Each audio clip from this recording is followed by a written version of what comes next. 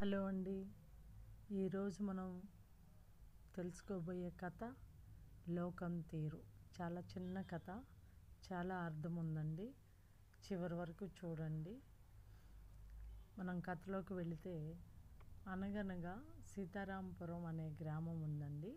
ఆ గ్రామంలో రంగయ్య నివసించేవాడు. ఆయన దగ్గర ఓ గాడిద ఉండేది. ఒకరోజు రంగయ్య పొరుగురి వారపు సంతకు తన కుమారుడు శేఖర్ను తీసుకుని బయలుదేరతాడు.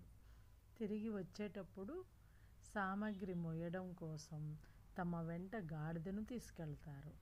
అసలే వేసవి కాలం కావడంతో కాస్త ఎండలు ఎక్కువగానే ఉన్నాయి. అయితే కొంచెం దూరం వెళ్ళిన తర్వాత వారి గ్రామానికే చెందిన ఓ ఇద్దరు వ్యక్తులు ఎదురయ్యారు. ఏమయ్యా, ఇంత ఎండలో నీ కొడుకును నడిపిస్తున్నావు? ఎలాగూ నీ దగ్గర గాడిద ఉంది కదా, దాని మీద పిల్లవాడిని కూర్చోబెట్టుకొని తీసుకువెళ్ళొచ్చు కదా అన్నారు. దాంతో రంగయ్య శేఖర్ను గాడిద మీద కూర్చోబెట్టాడు.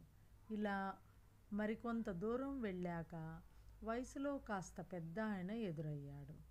నువ్వు కుర్రాడివి అయి ఉండి ఎంచక్కా గాడిద మీద కూర్చున్నావు, మీ నాన్నగారినేమో ఈ ఎండలో నడిపిస్తున్నావు, నీకు కాస్త కూడా తెలివి లేదా అన్నాడు ఆయన. అవును, నిజమే అనుకొని శేఖరు గాడిద దిగి వాళ్ళ నాన్నను కూర్చోబెట్టాడు. అలా కొంత దూరం వెళ్ళాక మరో ఇద్దరు ఎదురై, చూడు, ఆ వ్యక్తి నిర్వాకం, వయసులో పెద్దవాడై ఉండి గాడిద మీద ఊరేగుతున్నాడు, పిల్లోడిని మాత్రం నడిపిస్తున్నాడు. అయినా గాడిద ఉన్నప్పుడు ఇద్దరూ దాని మీద ప్రయాణం చెయ్యొచ్చు కదా అన్నారు. సరే అని ఇద్దరు గాడిద మీద కూర్చొని ముందుకు సాగారు. మీకు అసలు మానవత్వం ఉందా? ఇద్దరు కలిసి గాడిదను చంపేలా ఉన్నారే అని గట్టిగా అరిచాడు ఎదురుగా వస్తున్న కొందరు పాదచారులు.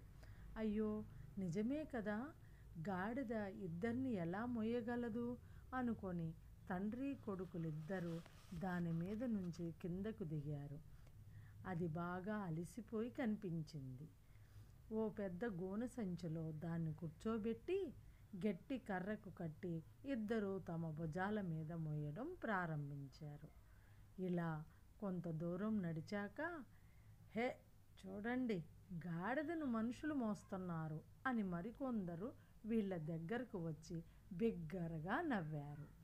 ఆ గందరగోళానికి గాడిద భయంతో సంచిలోంచి గెంతి పారిపోయింది.